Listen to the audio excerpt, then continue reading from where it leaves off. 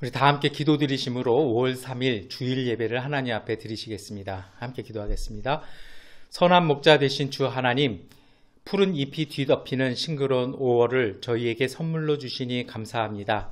이 푸르른 5월을 가정의 달로 보내게 하시니 또한 감사합니다.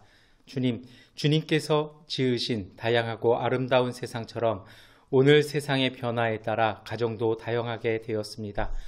우리에게 다양한 가정을 주신 것을 주님의 은총으로 고백합니다. 우리와 다른 가정을 이상히 여기거나 무시하지 않게 하여 주옵소서. 그들을 인정하고 사랑하면서 함께 살아가게 하여 주옵소서. 평화의 하나님, 치유가 필요한 가정들이 이 땅에 많이 있습니다. 이 모든 가정의 아픔, 상처, 어려움을 굽어보시고 주님의 평화를 내려 주시옵소서. 가정마다 믿음, 소망, 사랑의 말씀으로 지켜주시고 가족에게 건강과 평화를 주시며 웃음이 넘치게 하여 주옵소서.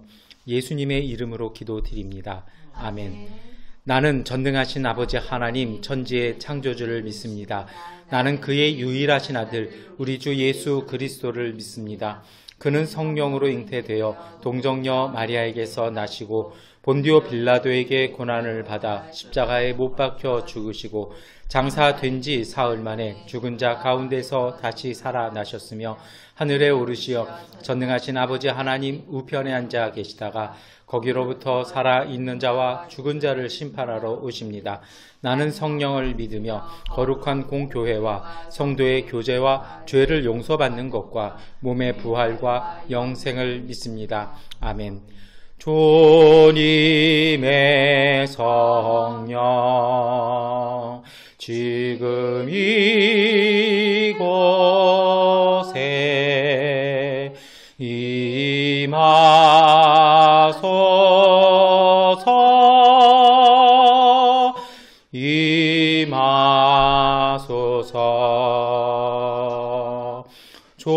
주님의 성령 지금 이곳에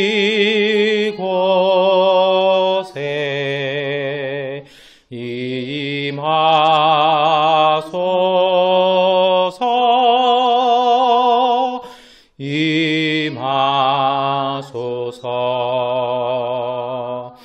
할렐루야, 할렐루야, 할렐루야,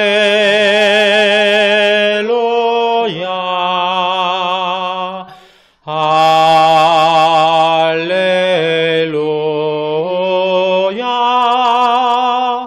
할렐루야, 할렐루야,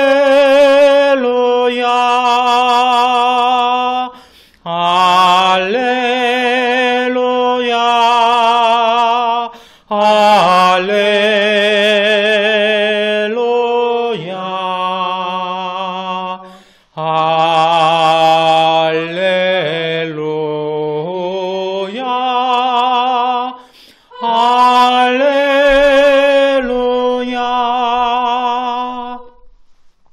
기도하겠습니다. 전능하신 아버지 하나님, 5월 첫째 주일을 가정 예배로 주의가 하나님 앞에 드리게 하시니 감사합니다. 하나님, 우리가 예배를 드리는 모든 처소마다 그 가정들마다 하나님께서 은혜와 평화의 은총을 더하여 주셔서 사랑 가득한 가족들 되게 하여 주시옵소서. 세상이 아무리 험하고 시끄럽고 요란하지만 가정 가운데 주신 하나님의 평화와 그 은혜로 말미암아 하나님, 우리 모두가 세상을 이겨내고 하나님 나라의 큰 기쁨 가운데 살아갈 수 있는 주님의 사람들 되게 하여 주시옵소서. 특별히 우리 교회에 속한 모든 가정들 가운데 하나님, 미얀마에 생활하고 일하는 관계로 때로는 자녀들과 떨어져 있고 부모님들과도 떨어져 있습니다. 하나님, 그러나 그 거리가 먼 것만큼 그 사랑이 더욱 깊어지게 하여 주시고 멀리 떨어져 있는 우리 부모님들과 자녀들 가운데 은총을 더하여 주셔서 우리가 믿음 안에서 같은 은혜, 같은 평화를 누릴 수 있는 복된 가정 되게 하여 주시옵소서. 하나님, 이 예배를 주 앞에 가정 예배로 드립니다. 저희들이 더욱 감사하게 하시고 우리에게 주신 가족을 귀하게 여기게 하여 주시옵소서. 저희들의 입술에 절제하는 은사를 주셔서 하나님, 가족을 향하여 험하고 거친 말들을 참아내게 하여 주시고 우리에게 권면하고 축복하는 은사를 더하여 주셔서 언제든지 서로를 축복해주며 서로를 권면해주며 서로를 위로해줄 수 있는 가족의 합당한 입술이 되게 하여 주시옵소서. 그 말들이 하나님 정말 사랑으로 고백하는 그 이야기들이 하나님의 음성 되게 하여 주셔서 우리가 서로를 축복하고 권유해 준 모든 말들이 하나님 앞에서 열매 맺는 귀한 역사가 우리 가운데 일어나게 하여 주시옵소서. 하나님, 우리 삶의 터전 가운데 닥쳐온 이 코로나19의 여러 가지 어려움들 속히 종결되어지게 하여 주시고 저희들에게 지혜를 주셔서 이후의 일들을 주님 앞에서 담대한 믿음으로 열어갈 수 있는 하나님의 가족들 되게 하여 주시옵소서. 주님, 저희들이 이 마음으로 예배를 드리며 주님의 말씀을 읽습니다. 읽을 때마다 하나님의 음성에 귀 기울이게 하시고 찬양 드릴 때마다 하나님의 영광이 우리 가운데 나타나게 하시고 기도할 때마다 주님의 선한 역사가 우리 가운데 일어남을 보게 하여 주시옵소서. 예수님의 이름으로 기도드립니다. 아멘. 우리 기도를 들어주소서. 간절히 비오니 우리 기도를 들어주소서. 응답해 주소서. 우리 기도를 들어주소서. 간절히 비오니 우리 기도를 들어주소서. 응답해 주소서. 성서의 말씀을 봉독해 드리겠습니다. 성서의 말씀은 사도행전 2장 42절부터 47절까지의 말씀입니다. 사도행전 2장 42절부터 47절까지의 말씀을 세번역본으로 봉독해 드리겠습니다. 그들은 사도들의 가르침에 몰두하며 서로 사귀는 일과 빵을 떼는 일과 기도에 힘썼다. 모든 사람에게 두려운 마음이 생겼다. 사도들을 통하여 놀라운 일과 표징이 많이 일어났던 것이다. 믿는 사람은 모두 함께 지내며 모든 것을 공동으로 소유하였다. 그들은 재산과 소유물을 팔아서 모든 사람에게 필요한 대로 나누어 주었다. 그리고 날마다 한 마음으로 성전에 열심히 모이고 집집이 돌아가면서 빵을 떼며 순전한 마음으로 기쁘게 음식을 먹고 하나님을 찬양하였다. 그래서 그들은 모든 사람에게서 호감을 샀다. 주님께서는 구원받는 사람을 날마다 더하여 주셨다. 아멘. 찬송가 370장을 찬송 드리시겠습니다. 찬송가 370장입니다. 주 안에 있는 나에게 단 권심이 있으랴.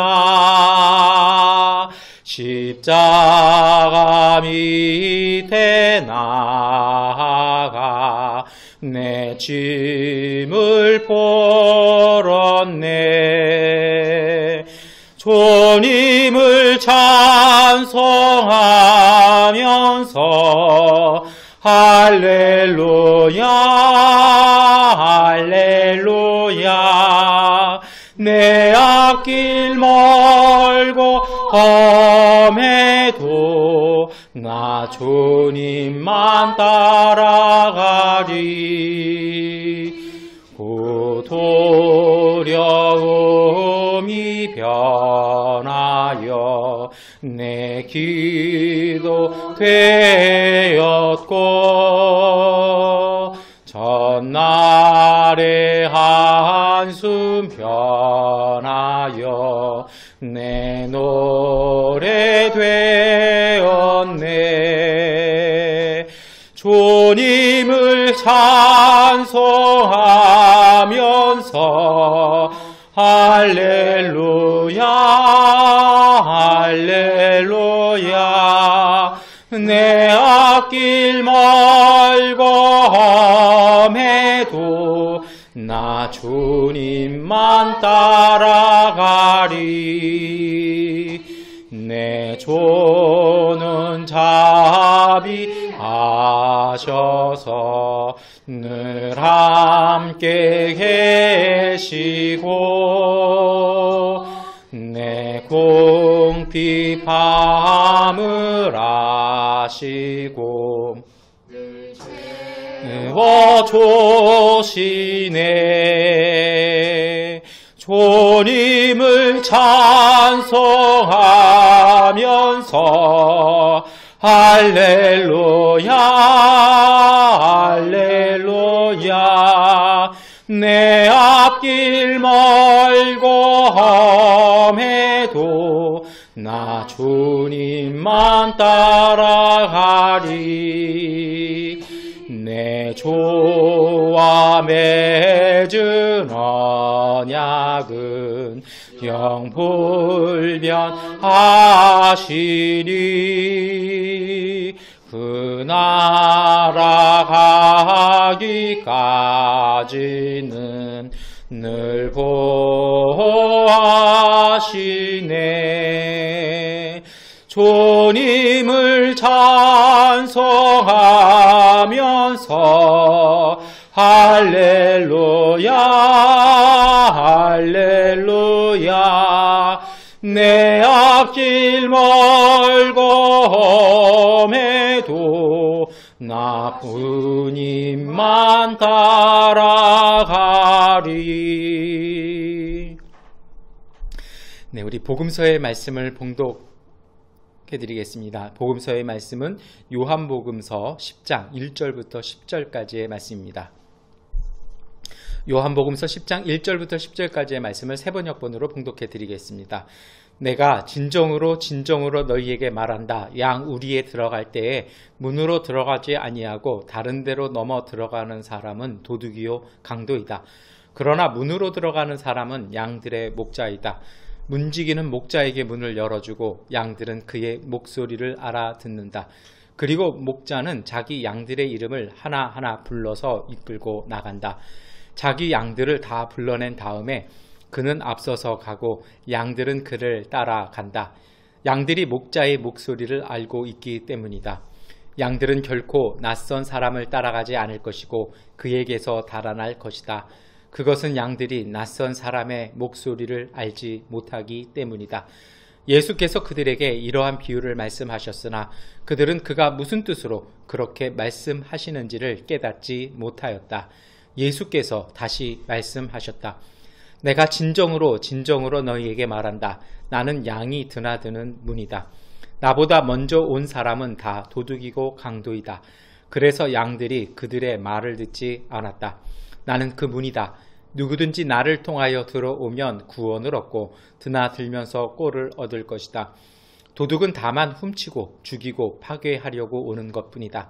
나는 양들이 생명을 얻고 또 더 넘치게 얻게 하려고 왔다. 아멘. 찬송가 384장을 찬송드리겠습니다. 찬송가 384장입니다. 나의 갈 길 나가도록 예수 인도하시니 내 주 안에 있는 공율 어찌 홀심하리요. 믿음으로 사는 자는 하늘 위로 받겠네. 무슨 일을 만나든지 만사형통하리라. 무슨 일을 만나든지 만사형통하리라. 나의 갈 길 나가도록 예수 인도하시니 어려운 일 당한 때도 족하노내 주시네. 나는 심히 고단하고 영혼 매우 가라나. 나의 앞에 반석에서 샘물 나게 하시네. 나의 앞에 반석에서 샘물 나게 하시네.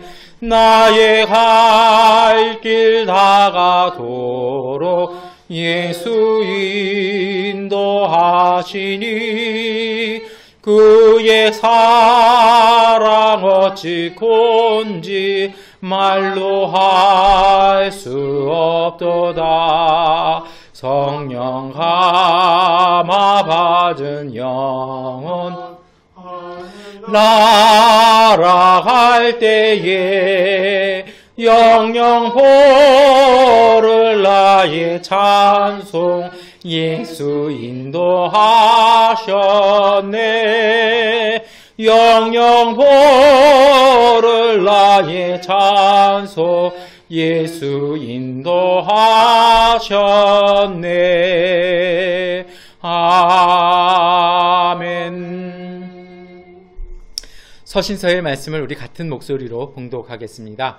서신서의 말씀은 베드로전서 2장 19절부터 25절까지의 말씀입니다. 우리 한 목소리로 함께 읽겠습니다. 억울하게 고난을 당하더라도 하나님을 생각하면서 괴로움을 참으면 그것은 아름다운 일입니다. 죄를 짓고 매를 맞으면서 참으면 그것이 무슨 자랑이 되겠습니까? 그러나 선을 행하다가 고난을 당하면서 참으면 그것은 하나님께서 보시기에 아름다운 일입니다. 바로 이것을 위하여 여러분은 부르심을 받았습니다. 그리스도께서는 여러분을 위하여 고난을 당하심으로써 여러분이 자기의 발자취를 따르게 하시려고 여러분에게 본을 남겨놓으셨습니다. 그는 죄를 지으신 일이 없고 그의 입에서는 아무런 거짓도 찾아볼 수 없었습니다. 그는 모욕을 당하셨으나 모욕으로 갚지 않으시고 고난을 당하셨으나 위협하지 않으시고 정의롭게 심판하시는 이에게 다 맡기셨습니다. 그는 우리 죄를 자기의 몸에 몸소 지시고서 나무에 달리셨습니다. 그것은 우리가 죄에는 죽고 의에는 살게 하시려는 것이었습니다. 그가 매를 맞아 상함으로 여러분이 나음을 얻었습니다. 전에는 여러분은 길 잃은 양과 같았으나 이제는 여러분의 영혼의 목자이며 감독이신 그에게로 돌아왔습니다. 아멘. 우리 참여하겠습니다. 이 말씀 따라 사는 동안 지치지 않게 하시고 이 말씀 따라 사는 동안 주님 나라 임하소서. 이 말씀 따라 사는 동안 지치지 않게 하시고 이 말씀 따라 사는 동안 주님 나라 임하소서.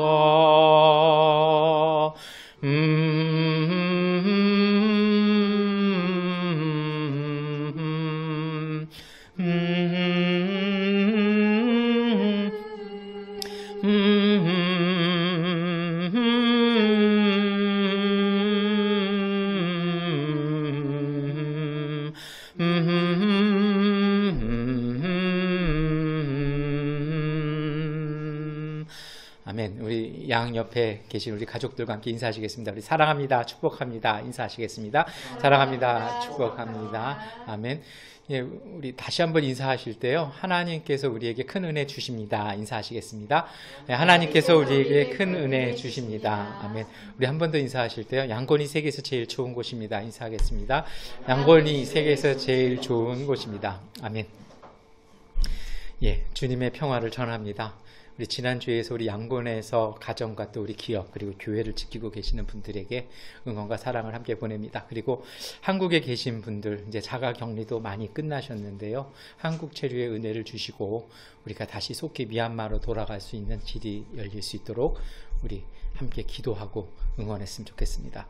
여러분, 오늘 저희는 요한복음 10장 1절부터 10절까지의 말씀을 읽었습니다. 원래는 이 말씀과 함께 이제 시편 23편을 이렇게 읽도록 되어 있습니다. 그래서 두 말씀이 공통된 것은 뭐냐면 하나님, 예수 그리스도 성부, 성자, 성령 하나님은 오늘 우리의 목자 되신다라는 것입니다. 저는 요한복음 10장을 이렇게 설교의 본문으로 선택을 했었는데요. 왜 그러냐면 이유가 있습니다. 여기에 보면 예수님께서 자기 선언을 하시는데 세 가지로 선언을 하십니다. 우리 본문 읽으시면서 발견하신 분들도 있을 겁니다. 선한 목자라고도 말씀하시고 나는 문이다라고 말씀하시고 그리고 마지막에는 하나님의 어린 양으로 이렇게 말씀을 합니다. 근데 이 본문을 제가 굳이 시편 23편을 내려두고 요한복음 10장을 택한 이유가 있습니다.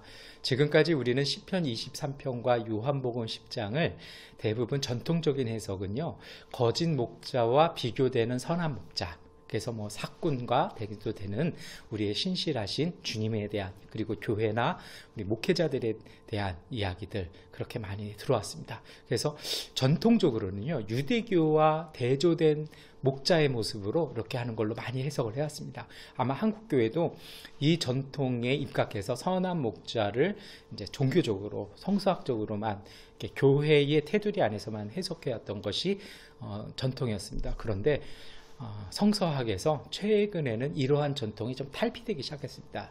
특별히 이제 워렌 카터라는 성서학자가 여기에 대해서 주로 이제 이런 입장들은 어떤 쪽이냐면 기존의 입장들은 그냥 성서 언어와 기독교 신앙에 입각한, 다시 말해서 이제 조직신학적인 입장에서 성서를 해석해 오는 것이 전통적인 방식이었는데 최근에 와서는 이것이 좀 바뀌었습니다. 왜 그러냐면 예수님과 예수님의 제자들 그리고 초대교회는 아랍어를 사용하는 유대인들 사회에서 살았다라는 겁니다. 그리고 초대교회도 그리스어와 라틴어가 공존하는, 그리고 아랍어가 공존하는 사회에서 살았다는 겁니다. 근데 문제는 뭐냐면 이들은 유대적인 전통, 성서적인 전통을 가지고 그 시대의 언어로 썼는데 이것이 이제 오늘 우리에게는 여러 가지 언어와 시대를 건너서 왔다라는 겁니다. 그래서 이것을 그 언어가 담겨져 있는 뜻이 아니라 정말 이제는 요새의 성서학의 그 경향은 그 시대의 그 사도들이 뭘 증언하고 싶었는지, 그들의 의도가 무엇인지를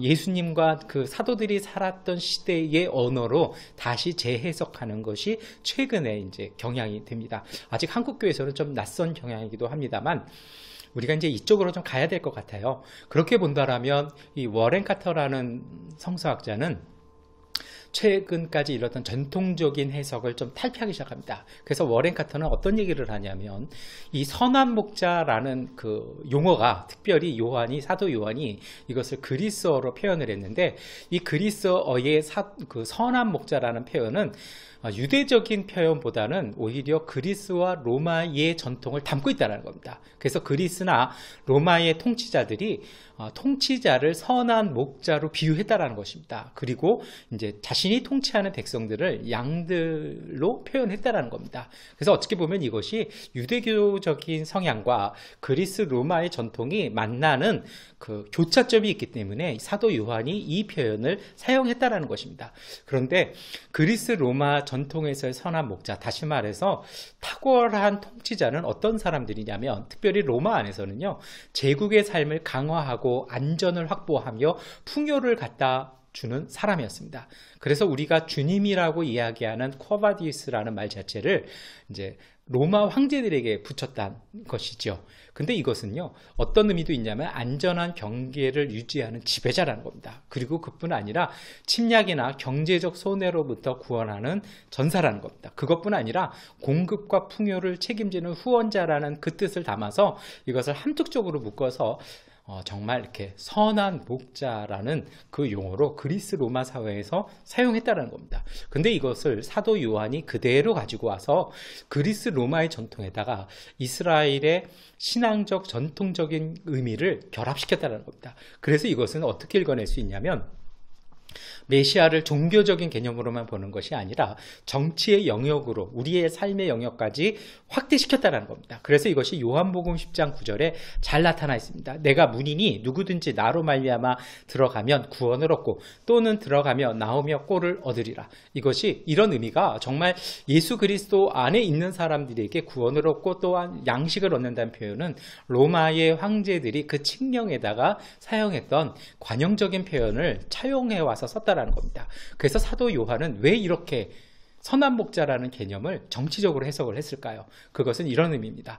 로마 제국의 통치와는 다른 것이 하나님의 나라의 통치라는 것을 역설하는 것입니다. 그래서 예수님께서도 가이사의 것은 가이사에게, 하나님의 것은 하나님에게 라고 말씀하신 것도 이와 상통하다는 것입니다. 그 당시 로마는 팍스 로마나라는 정책을 실행하기 시작합니다. 오래된 내전 그리고 케사르를 통해서 오래된 공화정의 관습을 일소하고 이제는 1인 통치를 통한 효율적인 통치를 통해서 제국의 평화를 가져왔다라고 이야기하고 있었습니다. 그러나 제국은요, 사회의 온전함과 평화를 약속했지만 실제로는 전쟁과 기근과 가난을 가져왔습니다. 왜냐하면 로마의 정책 자체가 로마 시민을 위한 것이었습니다. 그때 로마 쪽이, 이탈리아가 특별히 로마 인근은 식량을 만들어낼 수 있는 땅이 부족했습니다. 그래서 우리가 역사에서 알 수 있는 것처럼 그렇게 카르타고와 오랜 전쟁을 벌인 이유도 이 식량, 위를 확보하기 위한 식량 전쟁이었습니다. 그 제국화 되어져 가면서요, 로마의 우선 업무는 로마 시민들에게 식량을 공급하는 것이었습니다. 그런데 문제는 이 식민지를 점점 넓혀 나갈 때마다 식민지 사람들에게도 적당한 자격이 주어지면 시민권을 줬기 때문에 그들에게까지도 싼 값의 식량을 제공해 줘야 했습니다. 그러다 보니까 어떤 문제가 생기냐면 식량을 생산하는 그 식민지 땅은요, 그 식량을 공출해 나가기 때문에 정말 식량이 모자랍니다. 그뿐 아니라 로마 제국의 통치권 영역 안에 있는 그 도시들도 로마 시민권을 갖지 못하면 식량 배급에서 조금 더 비싼 식량을 사야 되기 때문에 식량 공급이 오히려 어려워진 그런 역설적인 상황이 됐습니다. 그래서 로마 시민들 입장에서는요, 팍스 로마나를 말하지만 그 시민권이 없는 사람들 입장에서는 정말 더 어렵게 된, 그래서 통계를 보면 70%가 기근에 시달리는 그러한 현실이 됐습니다. 근데 여러분, 이런 현실이 낯설지 않습니다. 오늘 우리 현실도 이와 같습니다. 저도 작년 10월에 와서 이렇게 신장 이식 수술을 받았는데요. 많이들 얘기를 해주세요. 정부에 이런 제도가 있고 저런 제도가 있습니다. 그래서 그 서류를 정말 두껍게 준비를 해서 갔습니다. 갔더니 결국 이런 얘기를 합니다. 지금 신청해 주신 민원인께서는 오랫동안 세금을 내신 적이 없기 때문에 이 순위에서 밀린다라는 겁니다. 지금 코로나19 때문에도 마찬가지죠. 우리 한국 국민들에게는 마스크가 이렇게 싼 값에, 적정한 값에 정부 공급용으로 일주일에 2개씩, 요새는 3개씩 살 수 있습니다. 저도 지난주에 그 재난지원금을 지역정부에서 주는 걸 받았습니다. 5월달 되면 또 중앙정부에서 또 많은 돈을 준다고 합니다. 그런데 문제는 뭡니까? 주민등록이 되어 있지 않은 우리의 가난한 이웃들, 그리고 우리나라 땅에 와 있는 이주 노동자들은 아무런 대책이 없습니다. 사실 국력이 거기까지 지원해 주지 못한다는 합리적인 이유도 있습니다. 저도 그걸 수긍합니다. 아마 로마 제국도 그랬을 겁니다. 제국을 유지하기 위해서는 시민 위주의 정책을 펴니다. 그래서 겉으로 보기에는 팍스 로마나지만, 로마의 평화지만 내부적으로는요, 끊임없는 전쟁과 끊임없는 인력과 식량의 공출로 말미암아서 기근 상태가 이어지기 시작했다는 것입니다. 이것이 사도 요한이 본 로마 제국의 통치였고, 로마 제국의 평화였고, 이것이 황제의 통치였다는 것입니다. 그러한 제국에 반대해서 예수님께서 십자가형을 받았다라는 그러한 설명들도 있습니다. 요한복음 19장 12절을 보면 이렇게 증언되고 있습니다. 이 말을 듣고서 빌라도는 예수를 놓아주려고 힘썼다. 그러나 유대 사람들이 이 사람을 놓아주면 총독은 황제의 신하가 아닙니다. 자기를 가리켜 왕이라고 하는 사람은 누구나 황제를 반역하는 자입니다. 이것 때문에 예수님이 정치범으로 몰려서 십자가형에 처해졌다는 것입니다. 왜 그럴까요? 예수님이 갈릴리 땅에 오셔서 전하신 복음은 사랑과 평화였습니다. 섬기는 것이었습니다. 이것이 로마 제국의 통치와는 이반됐다는 겁니다. 제국 역시도 이것을 받아들여서는 안 된다는 겁니다. 이걸 받아들이면 그동안 로마 제국이 펼쳐왔던 모든 통치가 근본적으로 흔들린다라는 두려움을 갖기 시작했습니다. 그것 때문에 역대 로마의 황제들이 기독교를 핍박하는 피해 역사가 시작됐다는 것입니다. 그러나 궁극에 이르러서는 성경의 가르침이, 예수의 복음이 로마 제국 통치에 가장 탁월하다는 것을 인정하는 역사가 뒤에 나오는 것을 우리는 경험했습니다. 그러나 사도 요한은 그 전 로마 제국의 통치 속에 살았던 사람들입니다. 사도 요한은요, 로마 제국의 선한 목자와는 다른 선한 목자를 이야기하기 시작합니다. 이미지는 갖고 왔지만 내용은 변형시켜버렸습니다. 제국의 목자는 전사지만 선한 목자 예수님은 전사가 아니라는 것입니다. 오히려 폭력을 통해 권력을 추구하기보다는 제국의 폭력을 흡수해서 희생으로 생명을 일궈내는 평화의 목자였다는 것입니다. 그것을 이루기 위해서 스스로 희생하였다는 것입니다. 희생한 이유는 양들의 유익과 자발적인 희생을 통해서라고 요한복음 10장 10절부터 18절까지의 말씀은 우리에게 증언해주고 있습니다. 그래서 사도 요한이 전하는 선한 목자의 복음은 시편 23편의 내용보다 조금 더 발전돼서 이 은혜가 종교적인 영역뿐 아니라 우리의 개인적인 삶에, 우리의 역사 속에 실질적인 영역에 하나님이 주시는 은혜고 영향을 끼치는 선한 목자임을 선언하고 있는 것입니다. 계속해서 사도 요한은 목자 다음에 문과 하나님의 어린 양에 대해서 이야기를 합니다. 이 따라오는 설명들이 바로 로마 제국과는 대조되는 이미지입니다. 부요와 평화를 약속하는 제국의 거짓을 폭로하는 것입니다. 그 단초가 예수님의 죽음이 유월절에 시작되어집니다. 왜 유월절일까요? 예루살렘에 사람이 많이 모여서요? 그건 아닐 것입니다. 그것은 아마도 의도적으로 하나님께서 유월절을 통해서 유월절의 근본이 되었던 출애굽기의 그 역사를, 이집트로부터 해방되는 그 해방과 자유의 역사를 예수님을 통해서 오늘 우리에게 전해주기 위해서였다는 것입니다. 유월절 신앙의 근본이 있습니다. 유월절 신앙의 근본은 하나님은 억압받는 자의 편이시라는 겁니다. 많은 분들이 유월절의 은총은 이스라엘 사람에게로, 야곱의 자손에게만으로 국한된다라고 생각을 하십니다. 그러나 성경을 자세히 보십시오. 성경은요, 그렇게 얘기하지 않습니다. 그 출애굽의 역사에서 그 하나님의 10가지 재앙을 피해 나간 사람들이 누굽니까? 문설주에, 하나님 말씀에 순종해서 문설주에 양의 피를 바른 사람들은 다 재앙을 피해 나갑니다. 심지어는 출애굽기에 보시면요, 출애굽한 이스라엘은 중다한 잡족이라는 표현이 나옵니다. 그 중다한 잡족이 정말 하나님의 말씀에 순종해서 하나님의 인도하심을 따라 광야로 나온 사람들이 시내산에서 하나님의 말씀 앞에서 한 백성, 한 민족으로 다시 재결합되었다라는 것입니다. 그래서 보면 이렇게 읽어낼 수 있습니다. 정말 이스라엘의 정체성은 하나님의 말씀에 순종하는 사람들입니다. 왜 순종할까요? 그것은 하나님 말씀 외에는 갈 곳이 없는 사람들입니다. 정말 약했던 사람들, 억압받았던 사람들, 노예들, 이집트의 제국 문화 속에서 어떠한 혜택도 받지 못한 사람들이 하나님을 찾아갔다는 것입니다. 그것은 하나님께서 그들을 불러내셨고 하나님께서 우리들의 하나님이 되어주셨다는 뜻입니다. 그래서 그 하나님이 연약한 사람들, 억압받는 사람들에게 풍요로운 생명을 주시는 참된 목자라는 선언입니다. 그러면 문이라는 건 무슨 뜻을 얘기할까요?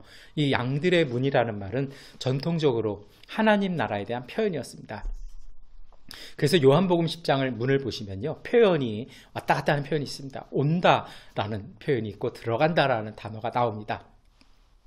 이것은 유대인들이 사용했던 언어에서 관용적인 표현입니다. 하나님의 나라라는 말을 빼버리고 온다, 들어간다라는 말 같이 쓰면 그것은 암묵적으로 하나님의 나라가 우리 가운데 오고 우리는 하나님 나라에 들어간다라는 자신들의 신앙 고백을 표현하는 말이었습니다. 그래서 사도 요한은 이것을 통해서요, 예수님의 자기 선언, 나는 문이다라는 말은 하나님의 나라라는 것입니다. 하나님의 나라가 예수님을 통해서 우리 가운데 왔고 우리가 예수 그리스도 안에서 하나님 나라에 들어간다라는 것입니다. 그런데 이 문에 누가 들어갈까요? 오늘 예수님은 내 양들은 내 음성을 알아들을 것이라고 얘기합니다. 정말 그런 사람들은요, 과연 어떻게 알아들을까? 요한복음 1장 14절은 말씀합니다. 말씀이 육신이 되어 우리 가운데 거하심에 우리가 그의 영광을 보니 아버지의 독생자의 영광이요 은혜와 진리가 충만하더라. 여러분, 목자의 음성을 듣는 사람들은 진리에 속한 사람들입니다. 그 진리에 속한 사람들은 정말 예수 그리스도와 하나 되어 있는 사람들입니다. 그래서 이렇게 정리해보면 선한 목자라고 그리고 문이라고 고백하고 선언하시는 예수님은 하나님의 나라의 은총이 우리의 실질적인 삶에서 하나님의 통치, 하나님의 평화가 시작되었고 그 은혜와 평안으로 우리를 부르신다는 것이 사도 요한의 증언입니다. 그리고 이 증언은 오늘 우리에게도 유효합니다. 로마 제국의 통치인지 하나님 나라의 통치인지를 선택하라는 복음서의 이 말씀이 오늘날 자본주의 체제 속에서 세상의 물질과 명예와 권력이 우리를 지배하는 것인지 아니면 하나님의 통치, 하나님의 말씀이 우리를 이끌어 가시는지를 선택해야 되는 우리에게 주어진 동일한 말씀이기도 합니다. 사도 요한이 전하는 이 선한 목자, 예수 생명의 공동체가 있었습니다. 오늘 사도 요한은 선한 목자의 음성을 듣는다라고 얘기합니다. 예수님께서 양들은 내 목소리를 안다고 얘기합니다. 근데 여러분 여기에서 질문을 던져볼 수 있지 않습니까? 우리가 안다고? 우리가 들을 수 있다고? 이렇게 말씀하실 수도 있습니다. 요한복음 18장 37절은 진리에 속한 자는 내 음성을 듣느니라 라고 예수님께서 우리에게 말씀하십니다. 진리에 속한 자는 음성을 들을 것이라는 겁니다. 제가 이렇게 지하철을 이렇게 한번 탔는데요. 지하철 2호선을 탔는데 이렇게 앉아 있는데 갑자기 어디서 막 미얀마 말이 들려요. 너무 반가웠죠. 그래가지고 제가 이렇게 씩 웃고 있으니까 그 중에 한 명이 저한테 영어로 우리가 말하는 걸 알아? 그래서 제가 미얀마 말로 나도 알아. 그랬더니 이 사람이 막 신기하더라고요. 저희가 이렇게 막 얘기하고 있으니까 옆에 있는 분들이 이상한 눈초리로 쳐다봐요. 껍데기는 한국 사람인데 저 사람 미얀마 사람인가? 그러니까 건너편에 있던 어떤 여학생이 미얀마 사람이 참 얼굴이 하얗네. 그래서 저도 이제 웃은 적이 있었는데요. 여러분, 우리도 마찬가지입니다. 우리가 세상에는 속하지만 우리는 하나님의 음성을 듣습니다. 오늘 예수님의 가르침은 뭐라 얘기합니까? 진리에 속한 사람은. 저는 미얀마어를 여러 군데서 또 좋은 선생님들에게서 이렇게 배웠습니다. 우리가 진리를 누구한테 배워야 될까요? 진리를 배우기 위해서 학교를 가고 대학원에서 공부하고 철학을 공부해야 될까요? 이것이 사실은 좀 저희들이 주의 깊게 봐야 될 것이기도 합니다. 많은 분들이 그런 얘기를 해요. 진리에 속한 자는 내 음성을 듣느니라. 내 양은 내 목소리를 알아듣는다. 이 말씀 앞에서 좌절하시는 분들이 있습니다. 그러나 여러분, 이 진리는 그런 진리가 아닙니다. 이 사도 요한이 쓴 요한복음의 그리스어로 쓰여진 진리는 아레데미아라고 얘기합니다. 그래서 이것은 감추어진 것이 아닌 것, 이런 뜻입니다. 그래서 이 뜻이 뭐냐면 드러난 사실, 그러니까 실제하는 사실, 이것이 그리스도의 진리입니다. 좀 막연하지 않습니까? 그럼 이걸 어떻게 해석을 해야 될까요? 제가 설교 초반에 워렌 커터를 얘기하면서 그런 말씀을 드렸습니다. 사도 요한은 아람어를 사용하는 유대인이었습니다.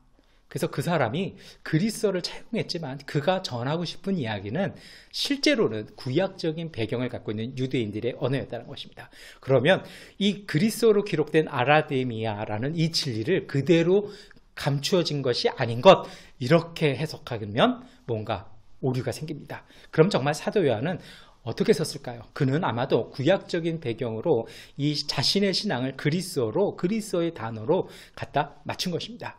그러다 보면 이 진리에 해당하는 말을 구약에서 찾아보면 창세기 24장 27절에 에메트라는 말이 진리에 해당하는 말입니다. 실제로 진리를 썼을 때 유대인들이 사용하는 단어는 에메트였습니다. 이 에메트를 그리스어로 아라데이아라고 그는 그렇게 설명을 했다라는 것입니다. 그런데 이 히브리어의 에메트는 뭐라고 번역을 되어 있냐면 창세기 24장 27절은 성실이라고 기록이 되어 있습니다. 이것을 번역본을 찾아보면 어떤 뜻들이 있냐면 견고한 것, 충실한 것, 신뢰하는 것이라고 나옵니다. 이것은 그리스어의 아레데이하고는요, 의미가 많이 달라집니다. 그래서 유대인들이 사용하는 이 진리라는 뜻은 어떤 것이냐면 성실한 것입니다. 무엇에 성실한 것이냐면 하나님의 인격이 표현되어 있는 하나님의 언약, 하나님의 말씀에 대해서 성실한 것, 이것이 진리입니다. 그냥 말씀을 아는 그 지식이 진리가 아니라 우리도 많이 그렇게 생각하잖아요. 그래서 많이 공부를 해야 된다고 생각합니다. 그런데 구약은요, 그렇게 얘기하지 않습니다. 진리라는 말은 성서 안에서는 그 말씀의 성실한 행동 자체, 그것이 진리라는 것입니다. 여러분, 이것이 참 저에게는 은혜가 되었습니다. 동시에 저에게는 참 제가 가슴을 치는 일이 되기도 했습니다. 왜 내가 말씀 앞에서 성실하지 못할까? 말씀 앞에서 경고하지 못할까? 내가 왜 하나님의 말씀을 신뢰하지 못할까라는 가슴 두드림도 있었지만 반대로 또한 소망도 되었습니다. 내가 정말 하나님의 말씀에 성실하다면, 하나님의 약속에 신실하다라면 그것이 진리고 그 진리로 말미암아 우리는 하나님의 목소리를 듣는다라는 것입니다. 왜냐하면요, 하나님의 언약을 통해서 하나님의 인격이 우리 가운데 들어와서 같이 그 인격을 통해 성령께서 우리에게 말씀하십니다. 우리가 보통 성령의 음성을 표현할 때 어떤 표현을 씁니까? 엘리야의 경우처럼요, 성령은 우리 가운데 정말 세미한 음성으로 말씀하신다는 겁니다. 이 히브리어에서의 세미하다는 건요, 자기 영혼의 목소리입니다. 성령은요, 요란하게 오시지 않습니다. 자꾸 이 사도행전의 2장의 그림을 불 같은 걸로 얘기합니다. 불은 이 시각적인 것입니다. 성령은 조용하십니다. 막 통성기도로 해서 성령을 받으시는 분들이 있지만 성령이 인격화되어지는 과정은요, 정말 조용한 침묵 속에서 오늘 우리의 자아와 하나님과 대면하는 자리에서, 그리고 우리의 내면의 목소리를 통해서 성령은 우리 가운데 말씀하십니다. 왜냐하면 성령은 인격적이시기 때문입니다. 그래서 여러분, 목자 되신 주님의 음성을 분별하는 신앙 공동체가 사실 교회 공동체입니다. 그 얘기는요, 교회는 하나님의 말씀에 신실한 사람들이라는 것입니다. 말씀을 정말 지키는 사람들이라는 겁니다. 그 말씀을 지키기 위해서 고난을 자초하는 사람들이라는 것입니다. 이것이 우리 현대 기독교에서는 가장 고민거리가 되고 있는 것이 안타까울 뿐입니다. 우리 교회는 정말 주님의 말씀에 신실해져야 됩니다. 하나님의 약속을 신뢰하고 믿음으로 기다리는 사람들입니다. 그런데 우리의 삶은 그렇지 않지요. 하나님이 안 계신 것 같은 삶이 더 많습니다. 어려움이 많습니다. 그 부재를, 하나님의 부재를 느끼는 삶 속에서 하나님의 말씀에 대한 신뢰로 기다림의 여백을 채워나가는 사람, 이것이 바로 신앙 공동체입니다. 이러한 사람들이 고백하는 신앙이 있습니다. 그것이 바로 코람데오였습니다. 초대교회는 핍박과 박해로 말미암아서 지하 교회에서 그들은 오랫동안 예배드리고 살아야 됐습니다. 우리는 그것을 카타콤이라 부릅니다. 카타콤 곳곳에 사람들이 써놓은 곳이 있었습니다. 그것이 바로 코람데오입니다. 하나님 앞에서 내가 산다라는 것입니다. 로마 제국의 환난, 핍박을 보고 두려워 사는 것이 아니라 우리 가운데 임재하신 하나님 앞에서 우리가 은혜와 기쁨을 가지고 지하 생활, 이 핍박과 고난의 생활을 견뎌나간다는 것입니다. 그것은 견디는 것이 아니라 누리고 사는 것입니다. 오늘 우리의 삶이 이렇게 되었으면 좋겠습니다. 요한복음 10장은 사실은 에스겔서 34장의 예언의 성취였습니다. 에스겔 34장은 하나님께서 이스라엘의 거짓 목자를 심판하시고 하나님께서 친히 목자 되어 주신다라는 약속이었습니다. 에스겔이 환상을 보고 하나님의 음성을 듣습니다. 그가 가슴을 치기 시작합니다. 가슴 치는 이유는 이스라엘이 망하였다는 것입니다. 유대가 심판당했다는 것입니다. 그들이 망한 이유는 거짓 목자들 때문이었다는 것입니다. 그것을 보고 안타깝게 여기신 하나님께서 이제 거짓 목자를 심판하시고 내가 친히 이스라엘 유대의 하나님이 되어주겠다는 약속이 예수 그리스도를 통해서 요한복음 10장은 그 약속이 이루어졌다라고 예수님께서 선언하시는 것입니다. 그리고 그 예언, 그 약속을 받아들인, 그 선포를 받아들인 사도 요한은 이제 로마 제국의 통치가 아니라 하나님 나라의 통치가 우리 가운데 시작되었다라고 선언합니다. 그리고 그 신앙은 하나님의 이끄심의 신비를 삶 속에서 실천으로 순전해가는 믿음으로 고백되어지는 것입니다. 여러분, 사실 이것이 믿음과 영성의 내용입니다. 영성은 은둔해서 사막 가운데서 어디 일정한 성소에서 이루어지는 것이 아닙니다. 우리 기독교 신앙의 영성은 치열한 삶의 현장 속에서 일어나는 것이 우리의 살아있는 영성입니다. 하나님의 신비, 이것이 어려운 영역일까요? 이것에 대해서요, 정말 영성의 대가라고 얘기하는 성 베네딕트는 이런 얘기를 합니다. 하나님의 말씀을 실천하는 것이 우리의 양식이다.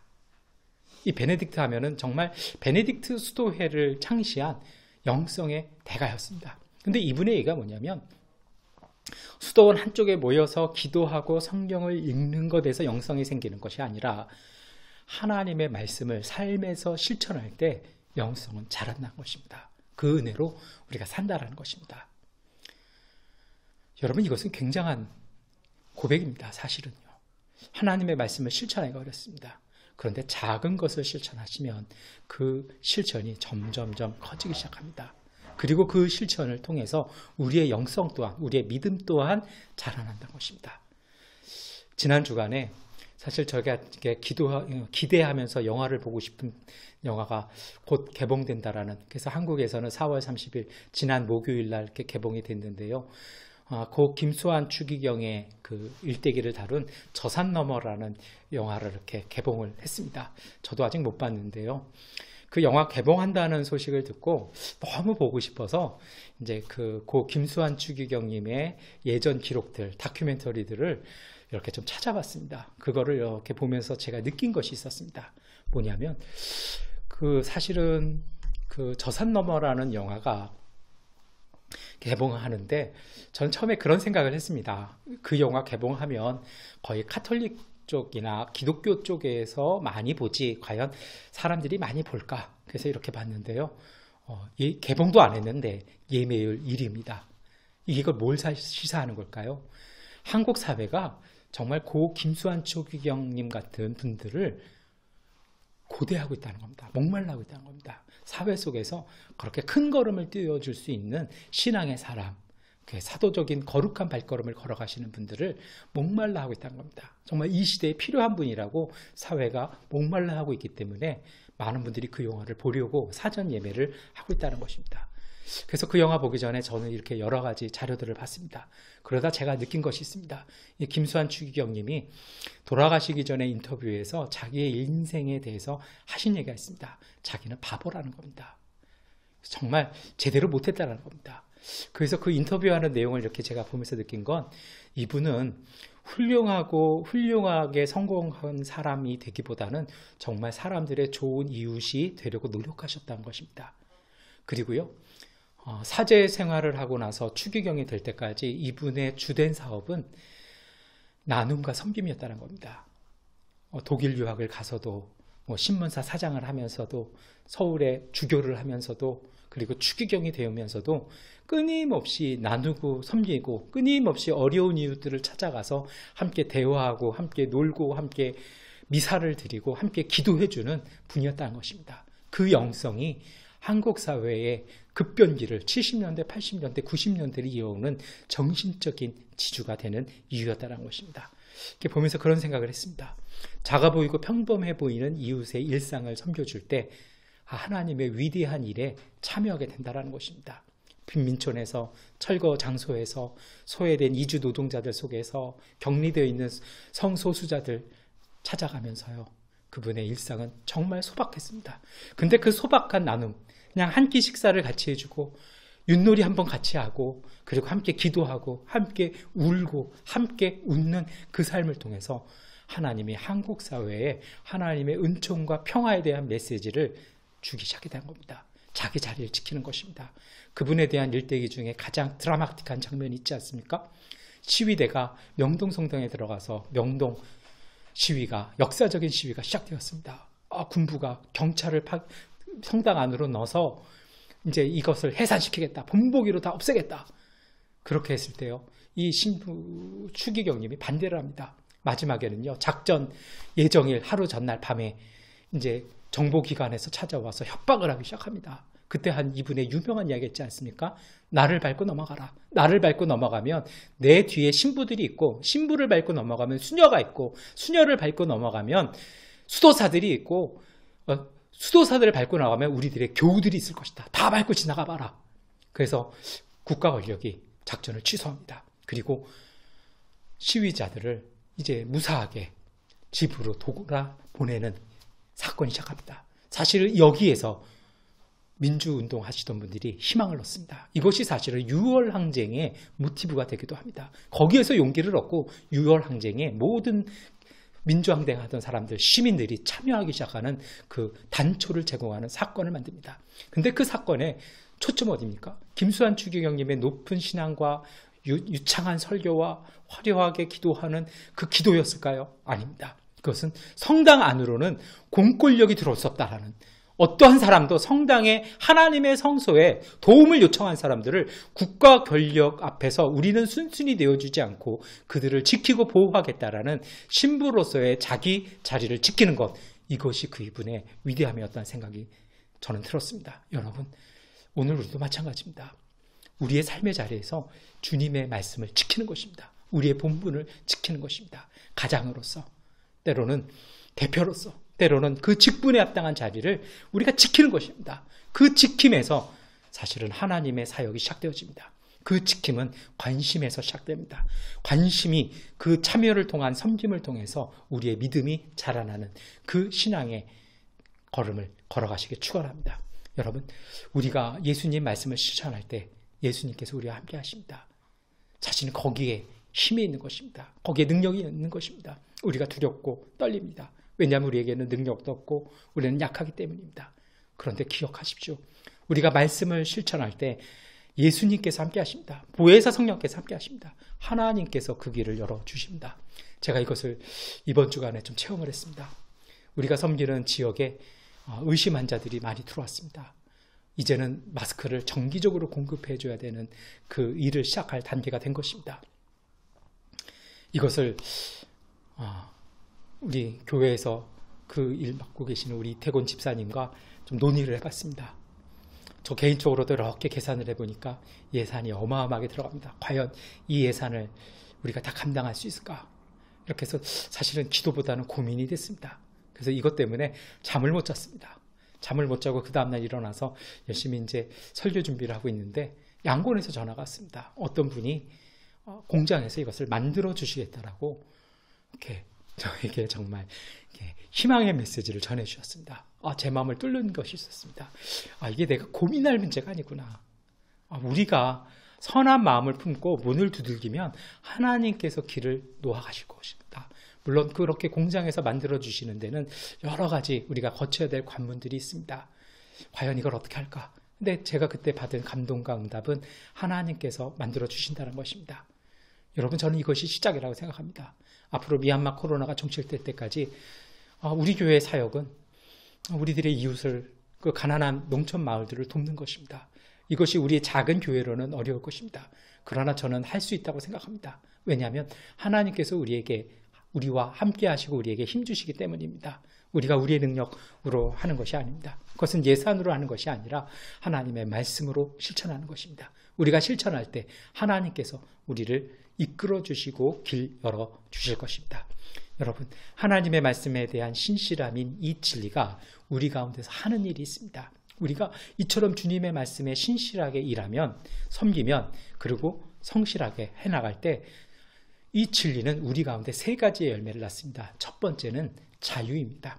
요한복음 8장 31절부터 32절까지 말씀하십니다.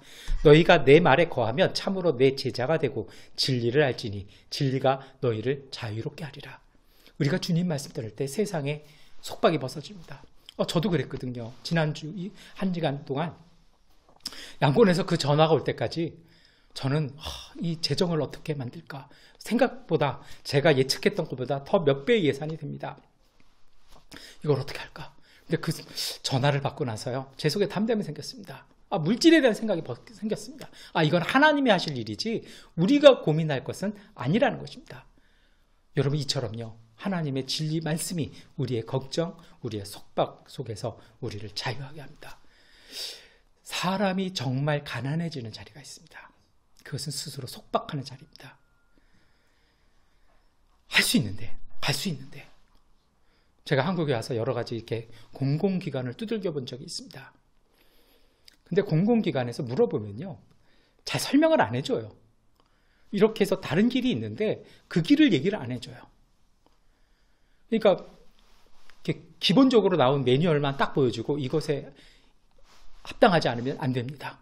그런데 다시 가가지고요, 대부분의 분들은 거기에서 포기를 해버립니다. 저도 그랬어요. 근데 옆에 분들이 뭐 이런 정보 저런 정보를 막 주세요. 봤더니 예외 조항들이 있는 겁니다. 참 못된 게 처음부터 그러면 이런 게 있습니다, 저런 게 있습니다, 이렇게 해보시면 어떨까요? 이렇게 제안을 해줘야 되는데 안 합니다. 왜요? 국가 예산 안 써야 실적에 남는 거 아니겠습니까? 근데 쓰라고 만들어 놓은 예산을요, 쓰지 못하게 만들어 놓은 참 엉뚱하고 아주 나쁜 규칙들이 있습니다. 그러니까 그걸 모르니까 많은 분들이 못한다는 겁니다. 제가 이렇게 좀 잘 사시는 분들을 봤어요. 그분들의 공통점이 이걸 너무 기가 막히게 잘하세요. 그래서 어떻게 하면 세금을 덜 내고 어떻게 하면 지원금을 더 받고 어떻게 하면 더 이것을 효율적으로 쓸 수 있는지 막 바꿔들기 시작합니다.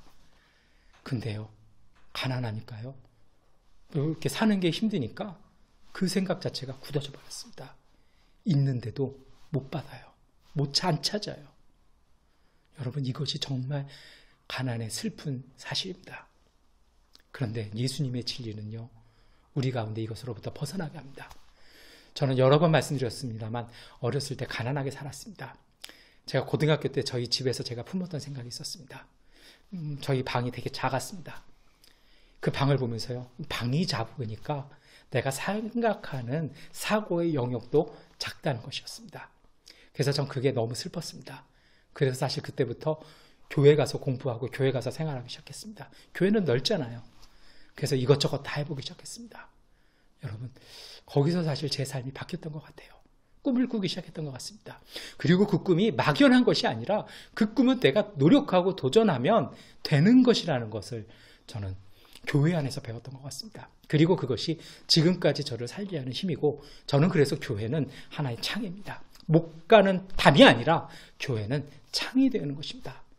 그래서 하나님의 진리는 우리의 환경, 우리의 억압으로부터 벗어나서 더 높은 꿈, 더 위대한 비전을 갖게 하는 하나님의 진리입니다. 두 번째로는요, 진리는 빛의 열매를 갖고 옵니다. 요한복음 3장 21절은 진리를 따르는 자는 빛으로 오나니 이는 그 행위가 하나님 안에서 행한 것임을 나타내려 함이니라. 하나님께서 함께해 주시니 하나님의 말씀이 인도하시는 길이 맞는 것이기 때문에 그것이 바로 빛과 어둠을 구별하는 기준이 된다는 것입니다. 세상의 혼탁한 가운데 정말 무엇이 선한 것인지, 무엇이 길인지를 빛을 통해서 보여준다는 것입니다. 그리스도의 이 빛은 그냥 광선을 말하는 빛이 아닙니다. 모든 존재를 있게 하는 힘입니다. 여러분, 제가 설교 중간에 김수환 추기경님의 삶에 대해서 말씀을 드렸습니다. 그분의 그 사제로서의 삶, 성직자로서의 삶이 한국 사회의 위대한 정신적인 지주가 되었다고 말씀드리지 않았습니까? 오늘 우리가 우리 사회 속에서 하나님의 말씀을 실천할 때 우리를 통해서 비추어지는 하나님의 빛이 세상을 살게 하는 것입니다. 여러분, 그래서 우리는 정말 어깨가 무거움을 통감해야 합니다. 우리의 사명을 담당해야 됩니다. 위대한 일 하려고 하지 마십시오. 그것은 위대한 사람들이 하면 됩니다. 우리는요, 그냥 우리에게 주어진 하나님의 말씀 앞에 신실하시면 됩니다. 그러면 하나님께서 높이시는 것입니다. 그래서 요한복음 14장 17절은 말씀합니다. 그는 진리의 영이라 세상은 능히 그를 받지 못하나니 이는 그를 보지도 못하고 알지도 못함이라. 그러나 너희는 그를 아나니 그는 너희와 함께 거하시며 또 너희 속에 계시겠습니다. 여러분, 우리가 하나님의 말씀을 실천할 때 세상 사람들이 그런 얘기합니다. 굳이 그런 일을 왜 하십니까? 그냥 안 해도 됩니다. 그냥 혼자 잘 먹고 잘 살지 왜 그러고 사십니까? 그것이 세상의 논리이기도 합니다. 그런데 기억하십시오. 하나님은 우리를 끊임없이 사랑으로 이끌어 가십니다. 그 하나님의 사랑은 우리를 끊임없이 섬김과 나눔의 삶을 살게 하십니다. 그것이 바로 사회의 빛이 되어지는 것입니다. 그것을 알 수 있는, 그 가치를 알 수 있는 힘은 바로 하나님의 말씀 안에서 찾을 수 있다는 것입니다. 세 번째 열매는 생명입니다. 진리는 우리 가운데 참된 생명을 이룹니다. 내가 곧 길이요 진리요 생명이니 나로 말미암지 않고는 아버지께로 올 자가 없다라고 요한복음 14장 6절에서 말씀하십니다. 세상에서의 이익과 권력이 우리를 살아가게 하는 것이 아니라 하나님의 말씀이 우리에게 생명을 주어 그 힘으로 살게 하는 것입니다. 참된 생명은 주님의 말씀에서 옵니다. 그런데요, 왜 하나님의 나라 예수를 알아보는 것이 그토록 힘들까요? 그것을 잘 보여주는 것이 사실은 요한복음 10장이기도 합니다. 요한복음 10장은 요한복음 9장 다음에 있습니다. 상식적인 이야기죠. 그것이 의미하는 바는 이것입니다. 9장에 어떤 얘기가 나옵니까? 예수님께서 한 맹인을 치료해 주십니다. 근데 이 맹인이 예수님을 증언하기 시작하자 이 바리새인들이 그 맹인을 회당에서 추방시켜 버립니다. 그 추방된 소식을 듣고 예수님께서 요한복음 10장에 나는 선한 목자다라고 말씀하십니다. 다시 말해서요, 거짓 목자들과 대항된 시각에서 말씀하시기 시작했다는 겁니다. 에스겔 34장과 연결되어 있다고 말씀드리지 않았습니까? 거기서도 무엇이 나옵니까? 이스라엘의 거짓 목자들이 나옵니다. 이 거짓 목자는 누굴까요? 그것은요, 자신들이 지켜야 될 것만 보는 시각을 가진 사람들입니다. 자신들의 전통을 지키기 위해서요, 이 사람들은 자신들이 논쟁에서 이기지 못한 이 치료된 맹인을 유대교에서 추방합니다. 로마 제국은요, 제국의 질서를 지키기 위해서 자기들에게 반대하는 사람들을 쳐서 없애기 시작합니다. 그것이 바로 전쟁의 역사였습니다. 오늘 우리에게도 이런 거짓 목자 같은 것이 있습니다. 이 거짓 목자들은 보아야 할 것은 보려고 하지 않습니다. 다만 자신의 편의만 지키려고 합니다. 내 입장, 내 가치관, 내 판단만 느끼려고 합니다. 교회 역사가 이걸 얘기합니다. 사람들이 뭔가 이렇게 조금 더 교회가 성숙해지고 교회가 발전하는 이야기를 하면 이것에 반대합니다. 한국의 많은 목회자들이 경험합니다. 설교를 조금 더 최근에 나온 성서에서, 교정되어 있는 성서에서로 설교를 하면요, 성도들이 와서 뭐라 그러냐면 그 설교는 틀렸으니까 앞으로 그런 설교 하지 말라고 얘기합니다. 좀 죄송합니다만 제가 못된 이야기를 하겠습니다. 목회자들은요, 다 성서학을 공부한 사람들입니다. 근데 성서학을 공부하지도 않은 분들이 오히려 저희들에게 가르칩니다. 많은 분들이 그런 얘기를 해요. 학교에서 학자의 입장에서 공부하고 자신이 히브리어 헬라어를 보면서 깨달은 이야기를 설교에 하지 못합니다. 그 얘기했다가 당회가 난리 납니다. 권사님들이 들고 일어납니다. 이것이 제가 교육전도사 때부터 지금까지 많이 봤던 것입니다. 어쩔 때 저도 그렇습니다. 양곤에서 설교하고 나면 막 페이스북에 난리가 나요. 얼마 전에도 제가 제 페이스북에 정말 교회가 싸워야 할 대상은 뭐 소수자나 뭐 이상한 사람들이 아니라 교회는 가난과 싸워야 된다는 겁니다. 불평등, 부정의한 사람들과 싸우는 것이 우리의 사명이다라고 글을 썼더니요, 몇몇 목사님들이 뭐라고 써붙여놨냐면 무슨 차별금지법을 만들어야 될까요? 하면서 그 태극기 운동하시는 분들이 논쟁을 벌려올 때 쓰는 논조로 제 페이스북에 막 붙여나가기 시작합니다. 닫아버렸습니다. 여러분, 이상해요. 새로운 걸 들으려고 하지 않으십니다. 그 이야기가 사실 지난주에 소개해드렸던 두 교황에도 나옵니다. 교회에 담을 쳐야 된다라는 사람과 이제 교회는 세상과 대화해야 된다는, 세상의 이야기를 들어주어야 한다라는 두 신앙의 전통이 부딪히는 그 갈등이 그 영화 속에 잘 담겨져 있습니다. 여러분, 이제 우리가 중요한 것이 있습니다. 정말 본질을 봐야 됩니다. 본질은 뭘까요? 공부해서 내가 깨달은 것, 이게 본질일까요? 진짜 본질은 그게 아니죠. 하나님의 뜻이 무엇인 것이냐라는 것입니다. 예수님께서 어디에 계시냐라는 것입니다. 우리는 어려운 거 싫어합니다. 그렇게 하면 교회가 어려움을 겪습니다. 교회 재정이 열악합니다.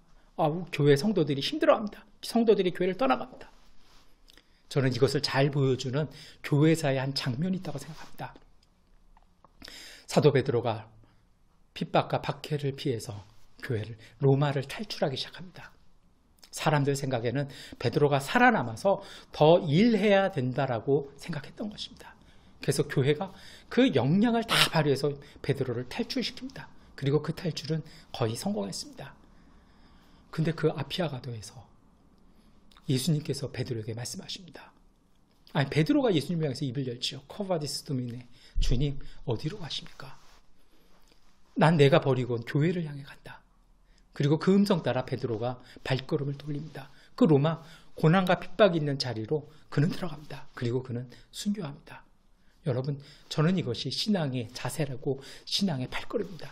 오늘 우리의 주제는 어디가 더 편안하고 어디가 더 훌륭하고 어디가 더 성공할 자리가 아니라 우리가 물어야 할 질문은 쿠아바디스 도미네입니다. 주님 어디로 가십니까? 저는 주님 따라가겠습니다.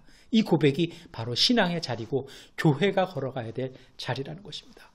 한국교회를 어렵게 하는 두 가지의 축이 있습니다. 하나는 광신적 신비주의입니다. 그런데 이렇게 광신적 신비주의를 추구하는 분들을 만나보니까요, 이분들에게 공통점이 있습니다. 하나님과 인격적인 교제가 없습니다. 그러니까 어디에 집착하냐면 환상이나 강한 자극에 집착합니다. 그래서 막 흥분 상태로 들어가야 하나님을 만났다고 얘기합니다. 근데 제 눈에는요, 그것이 하나님과의 만남이 아니라 그것은 마치 그 환각에 사로잡힌 겁니다. 그래서 막 머리를 흔들어서 뭐 이렇게 약간 이상한 상태를 만들어서 그러한 상태가 하나님의 성령에 충만한 상태라고 이상한 이야기 하시는 분들 봤습니다. 여러분, 하나님의 임재하시면요, 하나님과 하나 되기 시작하면 성서는 동일하게 이야기하는 것이 있습니다. 그것은 역사 속으로입니다. 삶 속으로입니다. 그래서 예수님께서도 갈릴리 땅에 성육신하신 거 아닙니까? 신비 속에, 환상 속에, 환각 속에 하나님은 계시지 않습니다. 그것은 인간의 오만한 아집에 불과합니다. 두 번째 축이 있습니다. 맹목적인 율법주의입니다. 신앙에 대한 이해는 없습니다. 그저 책으로, 지식으로, 전통으로 교리를 지키려고 합니다. 지금까지 우리가 이렇게 했기 때문에 이것을 무조건 지켜야 된다는 것입니다. 여러분, 예수님은요, 유대교의 울타리를 넘어와 버리셨습니다. 왜냐하면 하나님의 뜻은 그것이 아니라는 것입니다. 때에 따라 시대적 언어로 인해서, 시대적 전통으로 인해서 우리의 신앙의 방법들은 오류가 생길 수 있습니다. 처음에는 맞았지만 시대가 바뀌어지면서 하나님께서 푯대를 옮기시는 경우가 있습니다. 정말 주님을 따르는 사람들은 그것을 따라가는 것입니다. 그래서 그것을 잘 보여주는 것이 코이노니아 공동체입니다. 여러분, 이러한 잘못된 신앙의 두 축은 생명과 사람에 대한 시각 없이 자신이 지켜야 될 유익만을 고려하게 됩니다. 그것이 좋다라는 겁니다. 이단에 빠지시는 많은 분들을 만나보면 이분들이 왜 빠졌나 하면요, 다 자기 방식을 만족시켜주더라는 것입니다. 그 욕구를 만족시켜준다는 것입니다. 성서는 우리가 하나님 앞으로 나아가는 것입니다. 왜요? 하나님께서 오셔서 우리를 불러주셨기 때문입니다. 근데 이단은요, 우리의 자리에서 내가 좋아하는, 내가 만족하는, 내가 감각적으로 좋아하는 걸 통해서 복음을 설명한다는 겁니다. 그러니 복음이 변질되는 것입니다. 그래서 선한 목자 양들은요, 이식을 버립니다. 소통의 사람들입니다. 소통의 사람들이기에 정말 사람과 생명을 주된 관점으로 보기 시작합니다. 왜냐고요? 하나님은 생명의 하나님이시기 때문입니다. 그래서 그 하나님이 이끄시는 길을 걷다 보니 그 삶의 자세가 헌신과 희생과 고난의 삶을 걸어갑니다. 왜요? 고난 속에서 그것이 죽음이 아니라 부활의 은총을 경험하는 사람들이기 때문입니다. 그것이 어렵고 힘든 일이지만 그 속에서 우리를 살게 하시는 하나님을 체험하기 때문인 것입니다. 모세는 독립운동했던 사람입니다. 근데 그가 실패했습니다. 40년을 광야를 혼자 은둔하며 살았습니다. 근데 그 모세의 눈을 뜨게 해준 것이 있었습니다. 우리가 잘 아는 호렙산의 떨기나무였습니다. 신기한 것은요, 그 나무가 불에 붙었는데 나무가 타지 않더라는 것입니다. 저는 그것이 우리 신앙의 모습을 잘 보여주는 것입니다. 세상적으로는, 상식적으로는 우리는 소진되고 탈진되어서 쓰러져야 될 사람들입니다. 그러나 묘한 것은 그 일을 거듭해 갈수록 세상적인 것은 소진되어 가지만 하나님의 은혜가 우리를 살게 하는 그 힘이 더욱 우리에게 강렬하게 일어나기 시작하더라는 것입니다. 여러분, 이것이 우리의 삶의 모습이 되어야 합니다. 그래서 선한 목자 예수님은 열심히 일하시는 예수님이었습니다. 왜요? 양들에게 생명을 얻게 하기 위하였습니다. 나는 그 문이다. 나를 통하여 들어오면 구원을 얻고 드나들면서 꼴을 얻을 것이다. 나는 선한 목자는 양들을 위하여 자기 목숨을 버린다라고 요한복음 10장 9절과 11절은 말씀합니다. 그래서 이처럼 선한 목자를 따르는 공동체의 삶이 있습니다. 그것이 바로 사도행전 2장 42절부터 47절까지 말씀입니다. 사도행전 2장은 보통 성령 강림의 본문이라고 얘기합니다. 그래서 많은 한국 교회들이 성령이 강림하신 증거를 방언이라고 얘기하던 때도 있었습니다. 그런데 성경 전체를 읽어보면요, 그게 아닙니다. 방언은 일부분이었습니다. 정말 성령이 우리에게 오셔서 일어나는 궁극적인 증거는 저는 42절과 47절의 역사라고 봅니다. 무엇입니까? 초대교회가 이 성령을 받고 나서 힘쓰는 생활이 있었습니다. 그것은 모두 4가지 영역에서 이루어집니다. 사도의 가르침, 다시 말해서 예수 그리스도의 복음에 집중하기 시작합니다. 그리고 그 복음의 이끄심을 따라 이웃의 필요를 채워주는 나눔의 공동체가 되었습니다. 그 나눔의 공동체를 하다 보니 소진되고 자신들이 약해집니다. 그 약해지는 자리를 성찬식을 통해서, 성찬의 은혜를 통해서 자신들에게 채워나가기 시작합니다. 그리고 자기에게 주어진 성찬의 은총을 자신의 가족들, 교우들, 자신의 이웃들과 함께 나누기 시작했습니다. 그렇게 살면서 그들은 기도했습니다. 왜요?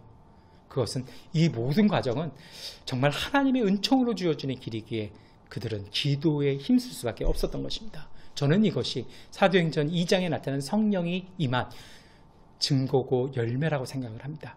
이렇게 했더니 어떤 일이 벌어집니까? 오늘 사도행전의 본문은 사람들이 하나님을 찬양합니다. 왜 찬양할까요? 하나님을 찬양한다는 것은요, 하나님의 임재와 역사를 체험하는 것입니다. 그것을 고백하는 것입니다. 체험했다는 것입니다. 이게 죽을 일이었고 안 되는 일이었고 이것은 망하는 일이었는데 그것이 아니라 그 일을 통해서 자신들은 오히려 승리하고 더 부유하게 되었다는 것을 체험했다는 것입니다. 두 번째로 교회는 모든 사람들에게 호감을 얻기 시작합니다. 기독교, 예수교, 아이를 잡아먹는다는데 그런 이단들, 근데 시간이 지나가면서 그들의 실질적인 모습을 보면서 사람들은 호감을 갖기 시작했습니다. 이 호감이라는 것이 한국말로는 좋은 인상입니다.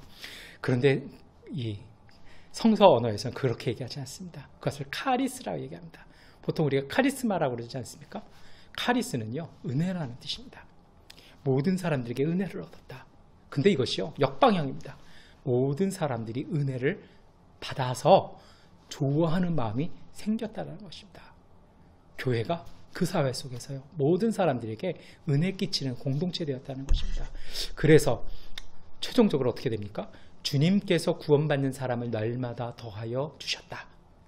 교회 성도가 늘기 시작합니다. 구원받는 사람들이 늘기 시작하죠. 근데 이것이 성서를 읽으면, 원어를 읽으면요, 직역하면 뜻이 좀 틀려집니다. 어떻게 되냐면, 이건 제 번역인데요. 주님께서 구원받는 사람들을 날마다 옆에 놓아 주셨다. 무슨 얘기입니까? 우리가 한 게 아니라 하나님께서 옆에 놓아주셨다. 그럼 어떻게 될까요? 놓아주셨으니 구원 얻게 하면 우리가 집어 올려야 되지 않습니까? 받아들여야 되잖아요. 그럴 어떻게 될까요? 저는 이렇게 봅니다. 정말 어렵고 힘든 사람들, 마음 아픈 사람들, 병약한 사람들, 하나님께서 그러한 사람들을 교회로 인도해 가셨다는 겁니다. 그 교회가 우리는 여력이 없습니다. 우리는 예산이 없습니다. 우리는 핍박받고 있는 상황이라 더 올 수 없습니다. 거절한 것이 아니라 그들을 받아들이고 돕고 섬기기 시작했다는 것입니다. 위로해주고 기도해주기 시작했다는 것입니다. 그러자 그들이 회복되어진 것입니다. 그래서 이제 교회 공동체 안으로 들어와서 이제는 도움받는 사람들이 아니라 돕고 나누고 섬기는 삶을 살아가는 사람으로 바뀌었다는 것입니다. 주님께서 구원받는 사람들을 날마다 옆에 놓아주셨다. 저는 이 말씀이 오늘 우리에게 주시는 사명이라고 생각합니다. 하나님께서 우리에게 구원받을 수 있도록 우리 옆에 놓아두신 분들, 이제는 우리가 만나고 그들과 하나 되어야 됩니다. 그렇게 될 때 우리는 생명의 열매를 이꾸는 섬김의 공동체가 되는 것입니다. 이런 일하는 건 쉽지 않습니다. 그래서 베드로전서 2장은 억울하지만 하나님을 생각하면서 고난을 참아내라고 얘기합니다. 힘들지만 정말 괴롭지만 하나님을 생각하라는 것입니다. 그러면 아름답다라는 것입니다. 그래서 베드로전서 2장 20절은 선을 행하다 고난을 참아내면 하나님 보시기에 아름다운 일입니다라고 말씀하십니다. 근데 이 아름다운 일은요, 보시기에 아름답다는 별은 지난주에도 나왔습니다만 창세기 표현인 창세기 1장에는 보시기에 좋았더라, 이 토부를 얘기합니다. 정말 참된 행복의 상태죠. 하나님의 창조 목적이 섬기는 사람들이었다는 것입니다. 예수님께서 이것을 우리에게 보여주셨던 겁니다. 예수님도 십자가 지셨습니다. 그러나 십자가가 끝이 아니라는 것입니다. 십자가를 통해서 부활의 은총 가운데 들어가셨던 것입니다. 저는 목회자입니다. 제 선후배들이 이렇게 있습니다. 어떻게 보면 참 부러운 분들이 있어요. 정말 편안한 교회 가셔서 30년, 40년 편안하게 목회하시는 분들을 제가 봅니다. 그런데요, 안타까워요. 뭐냐면 너무 이분들이 편안하게 목회하셔서 너무 약해요. 어떤 말로는 하실 수 있는 게 설교 외에는 없으시더라고요. 근데 제 동문이나 후배들 중에 이렇게 사서 고난 당하는 후배들이 있습니다. 그런 목회자들이 있어요. 이런 목회자들 보면요, 어떤 걸 느끼냐면 저 친구가 정말 어려운데 정말 강하구나, 정말 유능하구나는 걸 느낍니다. 왜 그럴까요? 고난을 통해서 그들은 승리하는 법을 합니다. 어떻게 해야 하나님의 은혜 안에서 내가 이것을 영광스럽게 마칠 수 있는지를 아니까 그것을 이겨내는 강함이 있습니다. 그렇게 강해지다 보니까 어떤 일들이 벌어지냐면 좋은 데서만 목회하시는 분들은 거기가 아니면 목회를 못 하시더라고요. 근데 그렇게 고난당한, 그렇게 해서 그곳에서 승리해본 목회자들은요, 대부분 이렇게 얘기합니다. 굳이 우리까지 대형 교회 갈 필요 없습니다. 우리는 더 낫고 더 어려운 교회 가서 섬기겠습니다. 여러분, 고난은 힘든 일이지만 그것은 유익한 일입니다. 이렇게 할 수 있는 이유가 있습니다. 그것을 대응하는 자세입니다. 그것을 세상의 평가에 맞추는 것이 아니라 정의롭게 심판하시는 하나님께 맡기는 것입니다. 하나님께 보시기에 좋은 것이 내게도 유익하다라는 믿음으로 그것을 감내하는 것입니다. 때로 예전에 제가 공부할 때 그런 생각이 들었어요. 인문학책, 특히 철학책을 읽는데 도대체 무슨 얘기인지 모르겠어요. 그래서 조금 읽다가 내려놓고, 조금 읽다가 내려놓고, 다시 도전하다 또 내려놓고. 그래서 제가 이렇게 책 뒤를 이렇게 보니까 앞에 한 10분의 1만 까매요. 뒤는 다 해요. 그랬더니 제 스승이었던 목사님이 그런 얘기를 합니다. 뭔 소리인지 모르지만 꾹 참고 읽어봐라. 그렇게 해서 읽어봤습니다. 근데 솔직히 다 읽고 나서 무슨 내용이냐 물으면 저는 딱 한마디였습니다. 모르겠습니다. 그런데요, 모르겠지만 제 의식 구조가 바뀝니다. 책을 읽고 목회하는 능력이 생기는 것이죠. 그것은 고역할 수 있습니다. 정말 고약할 수 있습니다. 그런데요, 그 속에 유익함이 있는 것 기억하시기 바랍니다. 여러분, 오늘 우리는 선한 목자이신 예수님과 함께 살아가는 사람들입니다. 예수님의 십자가 고난으로 우리를 죄에 죽고 의에 살게 하셨습니다. 이제 죄의 영역은 끝났습니다. 진리가 우리를 자유롭게 하지 않으셨습니까? 그럼 이제는요, 의 가운데 오름 안에 사셔야 됩니다. 그것이 바로 하나님 말씀에 신실한 사람들, 진리에 충만한 사람들입니다. 그러한 사람들이 주님의 목소리를 알 것입니다. 우리가 양심의 가책을 느낄 때 있습니다. 양심의 가책을 느낀다고 좌절하지 마십시오. 그 양심의 가책은 바로 하나님의 두들기심입니다. 그 양심의 가책을 느끼신다면요, 갈등을 느끼신다면 여러분, 그 갈등에 선한 길을 따라가십시오. 갈등을 느끼지 못하신다고요? 그러면 정말 하나님 앞에서 침묵하며 조용히 반성하고 기도하셔야 합니다. 갈등을 느끼는 것, 양심의 가책을 느끼는 그 갈등이 우리의 신앙을 자라게 하는 것입니다. 우리가 그렇게 할 때 길 잃은 양에서 우리의 영혼인 목자이시고 우리의 감독이신 예수님께로 돌아가는 것입니다. 사도 베드로가 그렇게 얘기하는 거죠. 여러분, 감독은요, 정말 분별해주는 사람입니다. 이거 안 된다고 얘기해주는 사람입니다.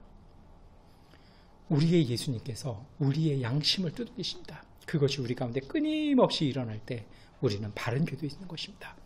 그렇게 돼 있을 때 우리는 하나님의 임재 가운데 예수님과 함께 성령으로 살아가는 성령 공동체의 삶을 살아갈 것입니다. 이제 설교를 마무리하겠습니다. 오늘 본문 말씀들에 예수님께서 자기 선언을 하십니다. 나는 양들이 생명을 얻고 더 얻어 풍성하게 하려고 왔다. 하나님은 우리를 고행하게 하시는 하나님이 아닙니다. 신앙생활은 고행과 금욕이 아닙니다. 부활하신 예수님을 따르는 제자 공동체는 하나님의 말씀을 신실하게 지킴으로 예수 그리스도의 음성에 순종해서 생명을 이루는 삶을 살아가는 사람들입니다. 여러분, 사도 요한은 선한 목자에 대한 신앙 고백은 정신적, 종교적 영역뿐 아니라 로마 제국으로 상징되는 이 세상 권력이 주는 거짓 평화가 아니라 예수 그리스도를 통해서 우리 가운데 임하신 하나님의 말씀이 우리를 평화로 이끌어 가실 것이라고 증언합니다. 이러한 증언에 맞춰 초대교회는 하나님의 말씀에 집중하고 그 말씀을 따라 자신의 재산으로 이웃의 필요를 채우는 그러한 나눔의 삶을 살아갔습니다.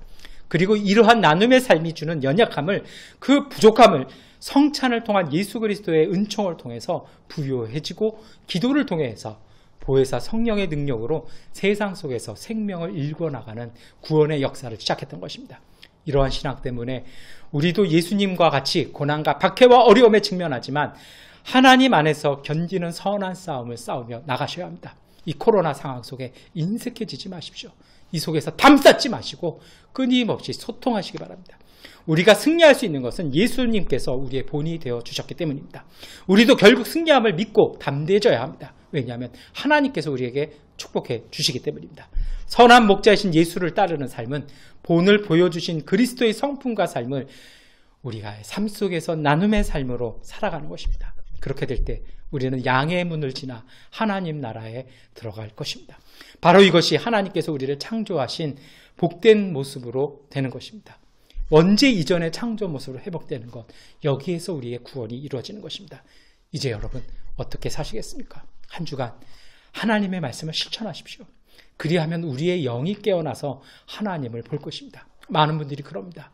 은혜 주시면, 능력 주시면 내가 하겠습니다. 바뀌었습니다. 여러분, 하십시오. 그러면 하나님의 은혜가 우리의 영을 깨끗게 하실 것입니다. 그리고 그렇게 해서 깨닫기 시작한 하나님의 감동을 신뢰하십시오. 삶 속에서 다시 실천하십시오. 그럴 때 우리가 이루는 하나님 나라의 길이 커지는 것입니다. 그래서 우리는 어둠을 깨트리는 것입니다. 예수님께서 우리에게 주신 하나님의 생명을 누리는 복된 사람들이 비로소 될 것입니다. 여러분, 그 행복을 이제 우리 이웃이 보고 그들 또한 하나님 앞으로 나올 것입니다. 이제 하나님의 가르침에 집중하십시오. 이웃의 필요를 채워주는 선한 나눔의 삶을 사십시오. 제가 이런 설교를 몇 주 했더니 어떤 분이 저한테 그럽니다. 목사님, 요새 굉장히 돈에 관련된 설교를 자주 하시는군요. 좀 잘못 들으신 것 같아요. 나눔이라는 것은 물질이 아닙니다. 마음을 나누십시오. 기도해 주십시오. 사랑하십시오. 안타까워하십시오. 그것 때문에 괴로워하십시오. 그리하시면 하나님의 성령이 일하십니다. 돈이 아닙니다. 물론 물질도 필요하겠죠. 그러나 마음부터입니다. 영혼과 마음이 가야 합니다. 그러면 물질은 따라오는 것입니다. 그것 없이도 됩니다. 그 나눔의 삶이 우리에게 주는 피로와 빈자리, 이제는 예수님의 살과 보혈로 채워서 새 사람 되어 더 강건하게 일어나십시오. 그리고 기도를 통해서 보혜사 성령이 주시는 능력으로 우리 앞에 있는 세상 속에서 하나님의 역사를 이루는 소망의 사람들로 이 코로나19의 어려움들, 경제적인 위기들, 삶의 혼미함들 이기고 승리하시는 사람들 되시기를 축원합니다. 하나님은 우리와 함께 하십니다. 기도하겠습니다. 전능하신 아버지 하나님, 이제 저희들에게 용기를 더하여 주시옵소서. 저희는 말씀도 알고 많은 설교도 들었고 많은 간증도 들었습니다. 하나님, 이제는 그만 듣고 그만 배우고 이제는 나가서 실천하게 하여 주옵소서. 작은 손이지만, 작은 발걸음이지만 마음을 나누게 하시고 생각을 나누게 하시고 기도를 나누게 하여 주시고 사랑을 나누게 하여 주시옵소서. 우리가 그렇게 할 때 하나님께서 우리를 통해서 일하시고 역사하시는 하나님의 신비를 삶으로 체험하고 우리 또한 하나님께 영광의 찬양 드리는 하나님의 선한 공동체 되게 하여 주시옵소서. 예수님의 이름으로 기도드립니다. 아멘. 찬송가 408장 찬송하시겠습니다. 찬송가 408장입니다. 나 어느 곳에 있든지 널 마음이 편하다. 주 예수 주신 평안함 널 충만하도다. 나의 마음속이 널 평안해. 나의 마음속이 널 평안해.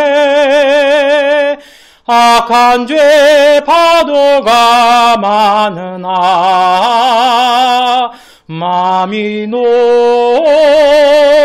평안해. 내 마음에 솟는 영생수 한없이 흐르니 목마름 다시 없으며 널 평안하도다. 나의 마음속이 널 평안해. 나의 마음속이 널 평안해. 악한 죄 파도가 많으나 마음이 널 평안해. 참되신 주의 사랑을 형언치 못하네. 그 사랑 내 맘 여시고 소망을 주셨네. 나의 마음속이 널 평안해. 나의 마음속이 널 평안해. 악한 죄 파도가 많으나 마음이 널 평안해. 주 예수 온갖 고난을 왜 몸소 당했나. 주 함께 고난 받으면 멸류관 얻겠네. 나의 마음속이 널 평안해. 나의 마음속이 늘 평안해. 악한 죄 파도가 많으나 늘 평안해. 아멘. 교회 소식 말씀드리겠습니다. 우리 코로나 사태가 종속될 때까지 우리 교회는 온라인 예배로 드리겠습니다. 우리 공간은 서로 다르지만 양곤 시간으로 주일 오전 11시를 지켜주시기 바랍니다. 오늘 말씀 중에도 제가 말씀을 드렸는데요. 우리 미얀마 마을의 방역 용품을 이렇게 함께 나누려고 합니다. 그래서 우리 함께 하시기를 원하시는 분들은 교회나 아니면 이태곤 안수집사님께 연락을 드리시고 가시면 됩니다. 그리고 한국에 계신 분들 중에도 참여하실 분들은 저에게 연락을 주시면 우리 함께 하실 수 있습니다. 우리 코로나 사태가 진정될 때까지 우리 이웃들을 위해서 우리 함께 기도하셨으면 좋겠습니다. 우리가 이웃을 살리면 그 은혜로 하나님이 우리를 살리십니다. 우리 다 함께 주기도문 찬송하시겠습니다. 하늘에 계신 아버지 이름 거룩하사 주님 나라 임하시고 도시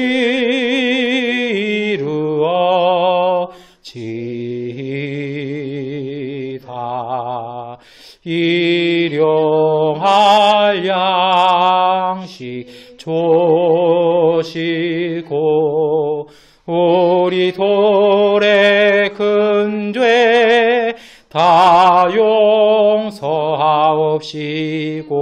또 시험에 들게 마시고 악에서 구원하소서. 대개 주의 나라 주의 권세 주의 영광 영원히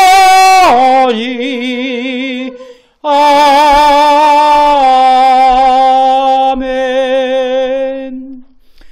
우리의 예배를 받아주신 하나님, 우리가 삶에 지쳐 살지 말게 하시고 하나님의 말씀과 사랑에 힘입어 희망을 삶의 열매로 맺어가는 소망과 기쁨의 사람들이 되게 하여 주시고 코로나 질병으로 인하여 수고하고 섬기는 모든 이들에게 위로와 지혜를 주시고 질병으로 인하여 더욱 어려워진 경제로 인해 고난받는 가난한 우리의 이웃들에게 은총과 사랑을 더해 주시옵소서.